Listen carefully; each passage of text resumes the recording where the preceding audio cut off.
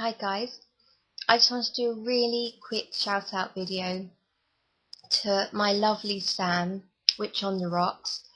I've just bought another beautiful piece from her, and she sent me yet another freebie. You've got to stop, woman. You've got to stop. I was honestly thinking to myself, I've got this beautiful piece of aventurine that I showed you in my last chakra video, and I really love it, and I love the fact it's small. And I've got an amazonite and a jade that are both green, and they're tumbled, and they're the same shape. And I was saying about how I couldn't tell the difference between the two of them. So I've been thinking this week, I need a new green stone, because I need some more representation of the earth element, and I needed something else for my heart chakra. And today, along with my purchase, Sam sent me this beautiful piece of rough green calcite that is just lovely. I'll tell you what it looks like. It looks like Turkish delight. It's got that, that textured, sugary look about it, and it's lovely, ever so nice. But what I actually bought from her this time was this piece of rough lepidolite. Now, I've got two tumble pieces that are a lot darker than this. You can see how beautifully sparkly it is. And it's just gorgeous. I absolutely love it. I have a couple of tumble pieces that are a lot darker. Actually, I bought 3 of them, and I gave one of them to my auntie. And yeah, it's just got a completely different energy, completely different. So I'm really thrilled with that. And I thought, well, I haven't really done a proper go to Sam's shop video, so I'm just going to show you everything that I've bought kind of over the last year, and the stuff that she's then given me.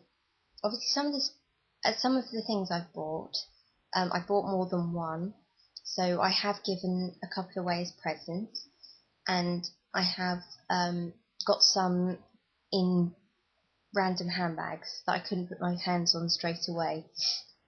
So my first purchase from her was these 3 black moonstones that I showed you one of these on sorry, computer. They're absolutely gorgeous. They are grey, but in some lights they look black, and some of them are kind of see-through in parts, and they're just absolutely gorgeous. And Sam has some absolutely enormous dark moonstone palm stones at the moment, that are like the size of your fist. They're selling like hotcakes, so if you like the look of these and you want to have a look, do go and check out her store, witchontherocks.com. And then this is the one that I showed you the other day, that's just really interesting, really pretty. I love moonstone. It is the stone that I'm most attached to at night. I sleep with it, I hold it in my hand, and it's one of the stones that I can put in my hand, and when I wake up I've still got it in my hand, and I don't lose it in my bed at night, which I think it shows I'm actually quite connected to it. I showed you this the other day, she also sent me this beautiful clear quartz point. That is rather lovely. It's got a single point and a rough end. Oh, that was a bit of a stumbly. There you go, you can see that. And then I bought 2 Shiva eyes. Now one is on my desk at work, and I like to have it with me. And I was talking the other day about Shiva eyes for your 3rd eye, and big ones for use in divination. And when I bought those, she sent me a lovely piece of rough ocean jasper, and I didn't have any jasper actually, and I didn't have any calcite before today. She just knows what I need. And a lovely piece of peacock gall.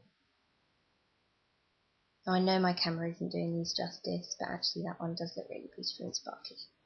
I love this. I absolutely love it. It's just so different. And this isn't one that I really work with. This is one that I have just on my altar. I say altar. My table of candles and crystals. It's not really an altar.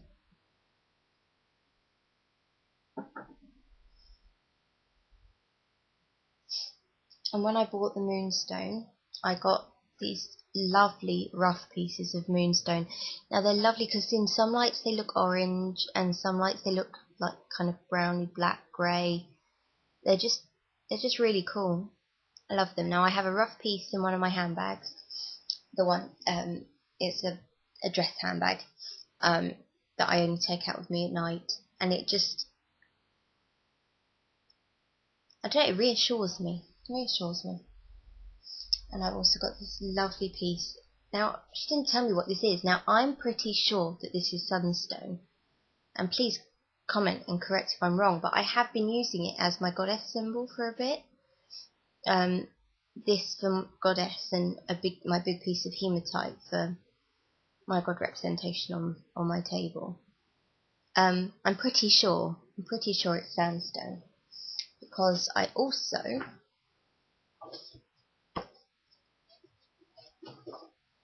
bought the 2 Raphael books from Sam, and these are incredible. They speak, the way it's written isn't too airy-fairy writing. It's not, you know, you will be a different person when you touch your crystal. It's written quite scientifically, and I like that, in the way that it says, you know, like everything's made up of atoms, and I love the way it explains the different formations of the crystals, and I know Sam likes that too. But yeah, it almost completely separates the science and the spiritual, and it's all written in a very spiritual way as opposed to a supernatural way. Now I don't know what I was expecting. But yeah, no, the first volume is the Crystal Enlightenment, which is just an introduction to the different types of crystals in terms of the formation, in terms of different types of point, generator stones and rainbow stones and window stones and stuff like that. And the crystal healing is more about kind of the chakras, which stones belong to which chakra, which stones represent which elements. And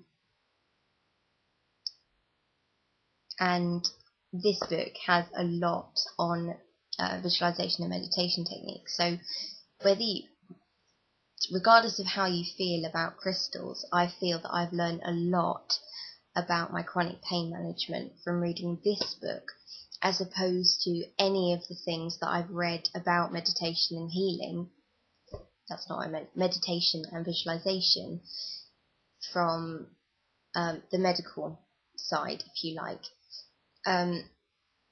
There are a few buzzwords when you have chronic pain that if you mention in front of the right people, they honestly believe, oh, this is awful, this sounds like I'm insincere, but I'm not.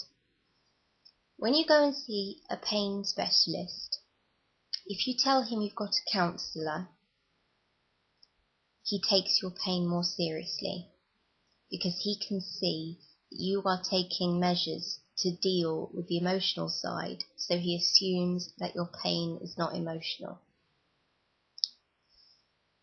If you also then tell him that you have a relaxation or meditation technique or visualization or some sort of routine that is built into your everyday simply for escaping from pain, it tells him that you are trying to help yourself.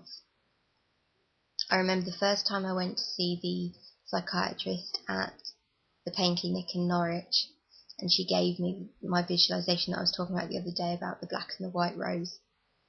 And when she gave it to me, it was almost like a test.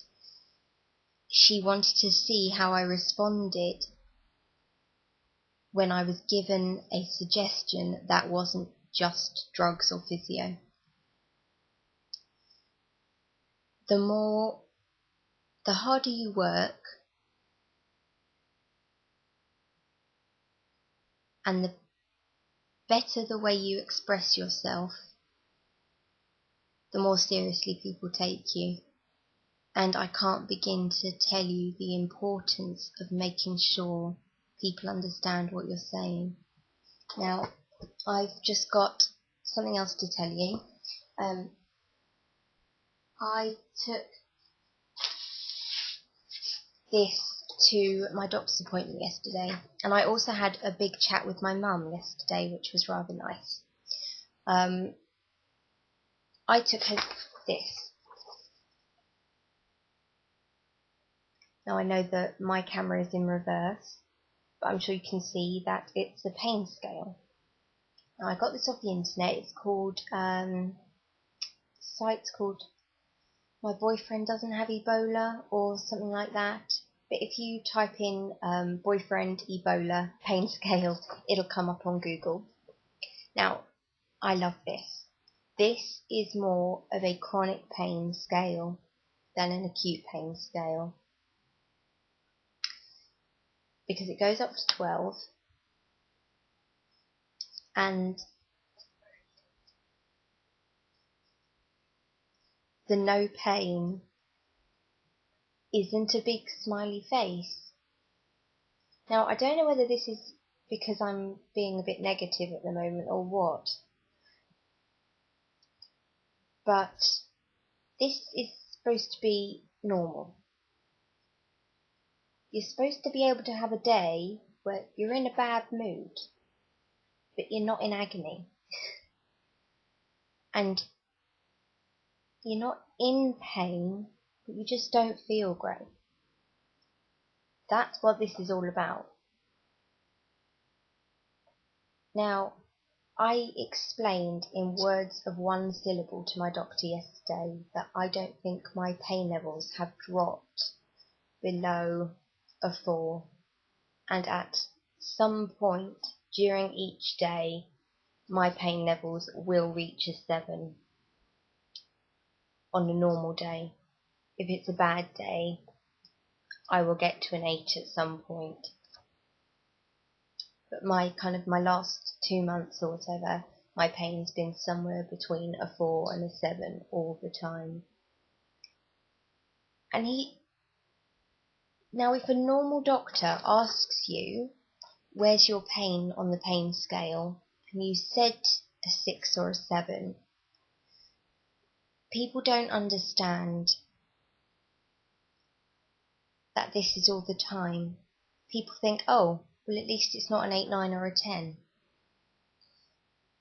They don't understand that it is constant. Absolutely constant. And I think this could be a breakthrough in making myself understood. And I'm going to take it to the maxillofacial surgeons tomorrow to talk about my headaches. And I'm going to take it to the pain clinic when I next go.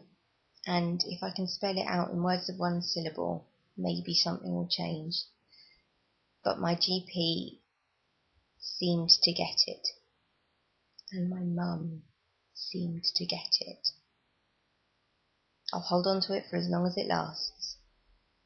Right. I am going to go and have some dinner. And then, unsurprisingly enough, I'm going to bed. It's 6:10 in the evening, and I am knackered. Because I actually managed to be at work today for the allotted time, and I took the breaks that I was entitled to, and no more. And it's nearly killed me. It's alright, I'm not going to work tomorrow.